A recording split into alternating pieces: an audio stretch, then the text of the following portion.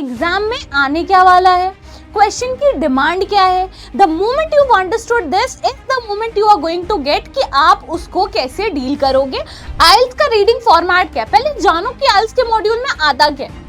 Now I know you guys are not able to identify a red flag in your life, but definitely you need to identify a red flag over here in the passage that's going to definitely impact your answer and band score. ठीक है, तो हम ऊपर से पढ़ते हैं, हम ध्यान नहीं देते उसकी intended meaning पे, हम ये नहीं देखते कि question की डिमांड क्या है। Hello and welcome back in this amazing session, and in today's video I'm going to tell you how effortlessly you can talk about and you can figure out the reading answers and score 8+ bands. Now I know that in reading module that is not really big of a deal because listening and reading module तो solve हो जाते हैं, problem होती है writing and speaking में, but नहीं, reading module is another most complicated module I can say, or you can say that it requires a lot of skill building exercises when it comes to reading. Reading को ace करना, उसके different question types को cater करना is actually a bit difficult, that I understand, and I'm here to make it effortless and but smooth for you. So now let's just understand what kind of strategy you need to understand कि हम reading को बहुत ज़्यादा smooth बना सके. Now the very first thing is understand the question types, which is very important. देखो, exam देने से पहले ये समझना चाहिए कि एग्जाम में आने क्या वाला है, क्वेश्चन की डिमांड क्या है। The moment you understood this is the moment you are going to get कि आप उसको कैसे डील करोगे, आप उसको सॉल्व कैसे करोगे। Now the very first thing is let's have a quick overview of IELTS reading and what exactly we need to cater to. Multiple choice questions ये रहेगा, true false not given and yes no not given. अच्छा, true false not given, yes no not given, इसको क्या कहते हैं? इसको कहते हैं आइडेंटिफाइंग इंफॉर्मेशन, इसको कहते हैं आइडेंटिफाइंग इंफॉर्मेशन के क्वेश्चंस। ठीक है, next matching heading, matching information, summary completion and etcetera.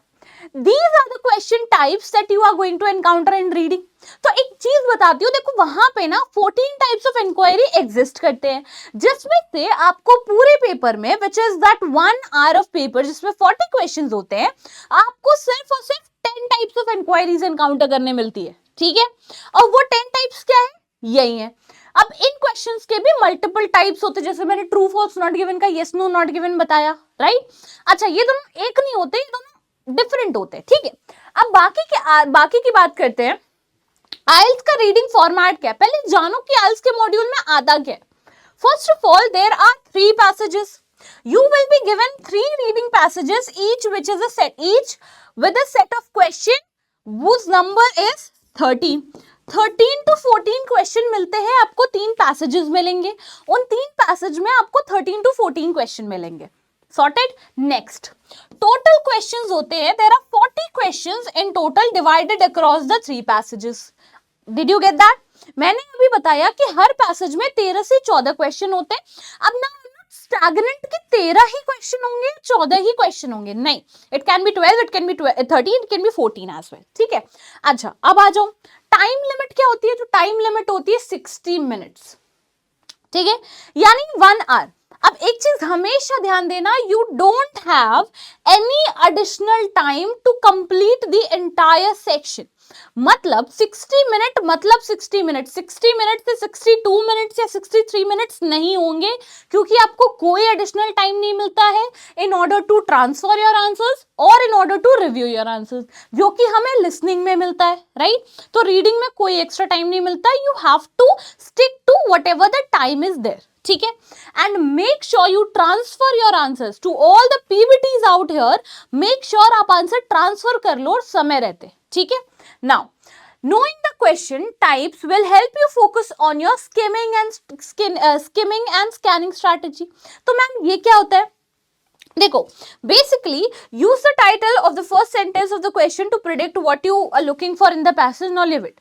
Basically what I'm trying to tell you is what exactly is skimming and scanning strategy. इनको हम कहते हैं skill building. ठीक है, these are the skills that are required for you to ace your reading module. अब यहाँ पे skimming क्या होती है, पहले स्किमिंग जान लो। स्किमिंग का मतलब होता है quickly reading the introduction, heading and topic sentences for a general overview. General overview का मतलब कि जब आपके सामने पैसेज आता है ना, आप पैसेज देखोगे, आप पैसेज पढ़ के समझोगे कि what exactly a passage is dealing with. Is that a descriptive kind of a passage, is that a debatable kind of a passage, कोई ऐसा पैसेज है जहां पे हमें किसी चीज के बारे में इंफॉर्मेशन मिल रही है, या कोई ऐसा पैसेज है जिसमें पूरे पैसेज में किसी एक पर्टिकुलर थ्योरी पे बात हो रही है, या राइटर अपना व्यू पॉइंट रख रहा है, डिपेंड्स। ठीक है, they can be multiple genre of passages you might encounter, multiple categories of passages you might encounter। ठीक है, इसका ध्यान रखना। तो ये तो हो गई स्किमिंग। आपने क्या करा, एक शुरू से लेकर एंड तक एक तुरंत पढ़ लिया, तो आपको एक जिस्ट मिल गया कि what exactly the passage is catering to. दूसरी चीज होती है scanning, looking for specific information, जैसे कि डेट हो गया, नेम हो गया, numbers, by focusing on the keywords. अब एक चीज क्या करा आपने कि आपने पैसेज पढ़ा एक इंफॉर्मेशन लेने के लिए, अब आप जो पढ़ोगे वो पढ़ोगे आप डिटेल्ड इंफॉर्मेशन लेने के लिए कि कौन से ईयर में किस इंसान ने, किस यूनिवर्सिटी ने कौन सी रिसर्च करी, उनको रिजल्ट में क्या मिला। This is what you are going to read in the passage. इसको कहते हैं स्कैनिंग। ठीक है, दो और मेथड मैं बता रही हूं for you, that's a pro tip for you. ठीक है, अब एक और, एक तो हो गई स्किमिंग, एक हो गई स्कैनिंग, एक होती है केयरफुल रीडिंग। एक क्या होती है, केयरफुल रीडिंग। केयरफुल रीडिंग का मतलब होता है it is important for you to take care of the meticulous details.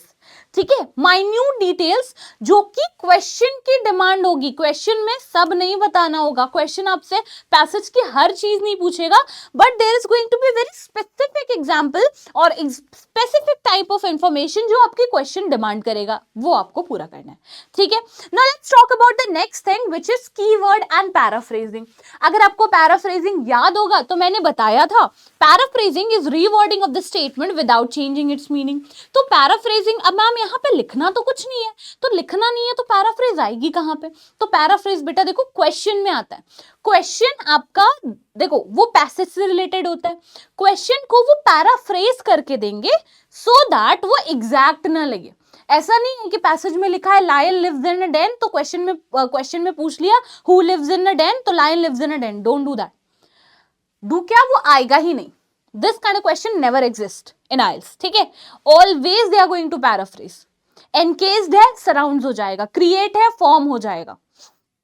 ठीक है, इमीडिएटली अंडरस्टैंड है एंड इंस्टेंट रिकॉग्निशन हो जाएगा, right? So this is how they change the word in order to distract you or paraphrase the structure.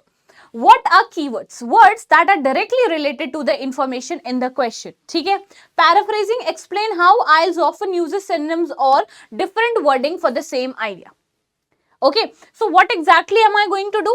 Paraphrasing is rewording.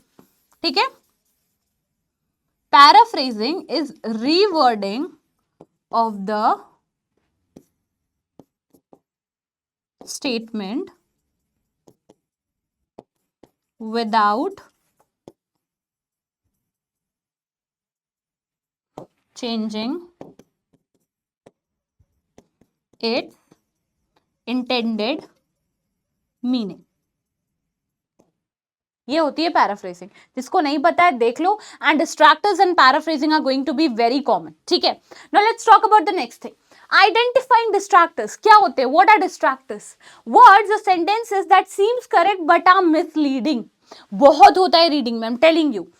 Pay attention to words that sound similar but don't fully match the information in the question। और ये majorly पता है कौन से question type में होता है? ये होता है MCQs क्वेश्चन टाइप में, जहां पे आपको डिस्ट्रैक्टर्स बहुत मिलेंगे। Check for exact matches. Always refer back to the passage and check if the answers directly correspond to the text. हमेशा you should be having a proof of your answer, whether आपने जो लिखा है उसका proof है कि नहीं passage में। अगर proof है, fair enough, you are very much inclined to accuracy। अगर proof नहीं है, मुझे लगता है ये आंसर होगा, आपके लगने से आंसर मैच नहीं होगा। ठीक है।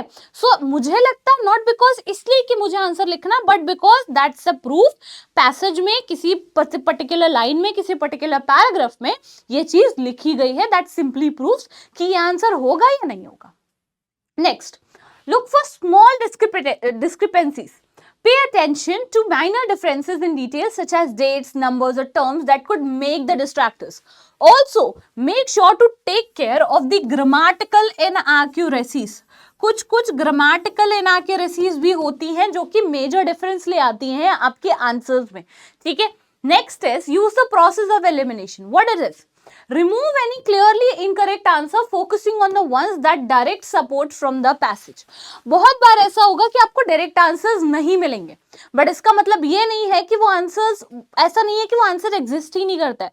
देयर आर सम आंसर जो आपको लगेगा पैसेज पढ़ने के बाद, देखो दैट इज फॉर श्योर कि आप पैसेज को मल्टीपल टाइम्स पढ़ोगे, and that is for sure, ऐसा कुछ नहीं है. एंड क्योंकि आप आंसर फिगर आउट करने के लिए पढ़ोगे, तो जो ऑप्शंस है ना वो आपको ऑटोमेटिकली समझ में आएगा कि कुछ ऑप्शंस इसमें से आंसर हो ही नहीं सकते, ठीक है. तो that you are going to develop gradually. Okay, if the answer seems too extreme, always or never, it is often distractor. Also, if the information in the passage is more subtle or indirect, for example, it says or sometimes instead of always, this should raise a red flag about the answer choice being a distractor. ठीक है. So this is very, very, very important.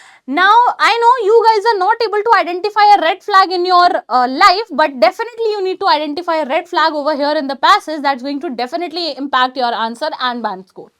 Okay. Now time management important. ठीक है, बहुत ही ultra pro max level पे importance है इसका.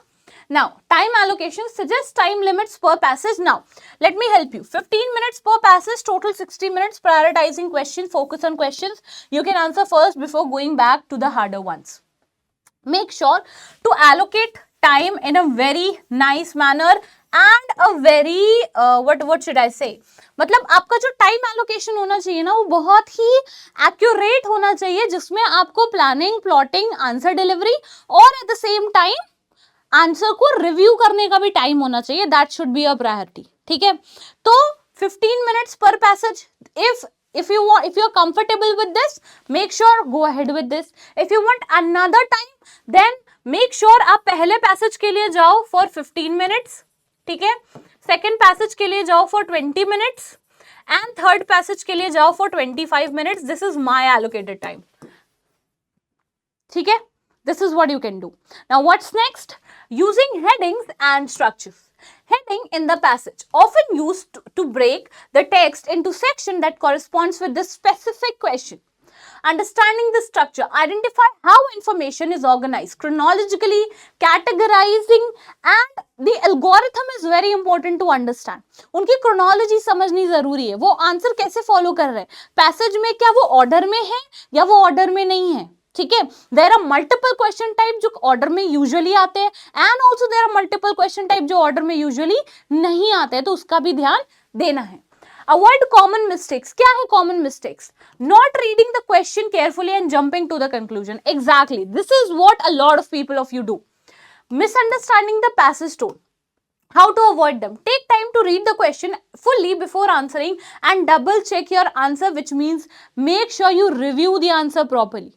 Distractors are often something that's going to be very much inclined to your answer, but exactly at the end of the day, they are not going to be your answer. ठीक है, तो हम ऊपर से पढ़ते, हम ध्यान नहीं देते उसकी इंटेंडेड मीनिंग पे, हम ये नहीं देखते कि क्वेश्चन की डिमांड क्या है, हम सीधा कीवर्ड पे फोकस करेंगे, पैसेज पे जंप करेंगे, कीवर्ड निकालेंगे, कुछ ऐसा निकाल लेंगे आंसर जो कि बिल्कुल ही अलग होगा. या एमसीक्यू में पता है चार ऑप्शंस होते हैं, चारों के चारों ऑप्शंस आपको पैसेज में मिलेंगे, इतना कंफ्यूजिंग होता है कभी कभी. सो इट इज इंपॉर्टेंट कि समझो क्वेश्चन पूछ क्या रहा है, और क्वेश्चन हमेशा आपसे एक या दो ही स्पेसिफिक इंफॉर्मेशन पूछेगा, नॉट मोर देन दैट. दो तो कभी नहीं पूछता, very rare it is possible. One specific information it requires from you. What exactly is that? ठीक है, तो वो ढूंढो. ठीक है, so yes, that's all everyone, and thank you so much everyone for being here. It has been a wonderful video for you all, and I hope this is going to really help you a lot. And if not, then please let me know in the comment section what else Are you demanding of me to make a video on so that I can help you in order to ace your IELTS examination? And yes, all the very best to all the students who are preparing for their IELTS examination. Bye bye, take care. We'll see you in the next video. Bye.